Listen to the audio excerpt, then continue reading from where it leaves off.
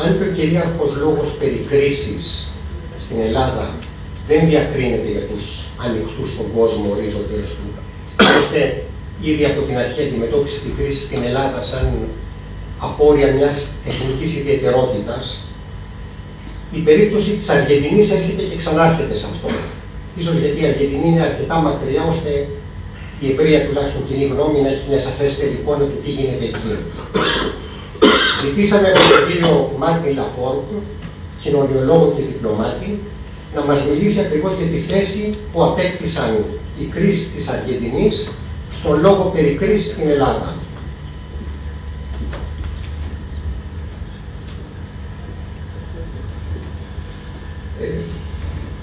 Θα ζητήσουμε συγγνώμη, η παρέμβασή του είναι στα αγγλικά. Ήρθε στα χέρια μας μόλις την Κυριακή το πρωί και λόγω του τριημέρου ήταν αδύνατο να εξασφαλίσουμε υποτιτλισμό. Ελπίζω ότι δεν θα σας δημιουργήσουμε σοβαρό πρόβλημα. Thank you very much for this invitation. I lived in Greece between 2007 and 2012. In 2009, I was in Neamatri, in a small bar on the beach, and a girl told to her friend, "We are going to finish like Argentina in an explosion." It was the first time that I realized that Argentina was so present in the normal dialogues of the people, in the normal debate of the society. After many years, I can say that for me there were, in different moments, four big points that especially interested to Greek society. The first, probably in the first moment of the Greek crisis in 2010, was the social resistance of the Argentine workers against neoliberalism, the trade unions of unemployed workers, the factories recovered by workers, piqueteros, market of trueque. After in 2011-12, there were two economical issues very important for Greeks. The first was the process and consequences of the Argentine default of 2001. Of course, the relation between GDP and external debt in Greece were and still are today very difficult, and so the default is a possibility. The second economical, and probably the more important, and the fact that do both crises so similar, is the problem of the national currency. Argentina in the 90s didn't have a national currency. It had the dollar, and of course Greece has now the euro. So Argentina had the American currency, and Greece has the European, German, or something currency, but not a national currency. In Argentina, the dollar was in fact the impossibility of having a national industry. Probably we can say the same in Greece. And there is another, the fourth focus that for everybody more, maybe less concrete,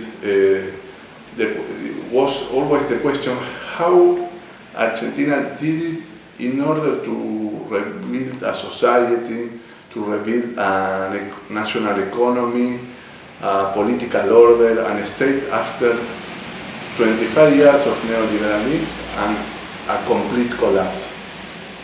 So, in different moments, different actors, the left, right newspapers, university, social movement, etc.,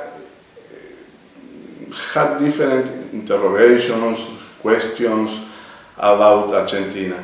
But my point is that this debate is not real about Argentina. This debate is real about Greece, because when Greeks discuss the options and policies of Argentina, in fact, discuss the option policies of Greece. So, for example, if we follow the big media, for example, the main newspapers, and we see the narrative of Argentina that they present, apocalyptic, nightmare, dark, always, you know that when there is a cut of electricity, but never if Argentina has the same a boom of exportations, etc., etc. You can see that these big media, these corporations, they don't want to inform the public about the real Argentina or the policy of Argentina. They want to close a discussion in Greece. They want to close the discussion about Euro exit, about unknown neoliberal policies, about a left possibility of a left government, etc. Of course, I don't want to say that Argentina is a solution necessarily, or there is an Argentine paradigm, because Greece and Argentina are very different continents, geopolitical situation, different moment. Argentina has another natural resources. But yes, I can say that it's necessary from Greece to study more the experience of Argentina, and to study really, not with naive visions or distortions, etc. A real study. Of course, the policies of Argentina have cost. We can speak theoretically, but we can speak in the real life. For example, if you want to have a national industry, if you go to Kosovo, you cannot find the last gadget of Apple. You have to buy a computer made in Argentina. That is different. If you have very strong trade unions, like in Argentina today, and 6% of unemployment, it means that you have a high inflation, and it's a problem. So each solution is at the same time a problem, and different actors with different interests have different reactions. So of course, Greeks have to study for me, the options of Argentina in order to see many processes that they are living, and the solutions of Argentina maybe are solutions for Greece or maybe not.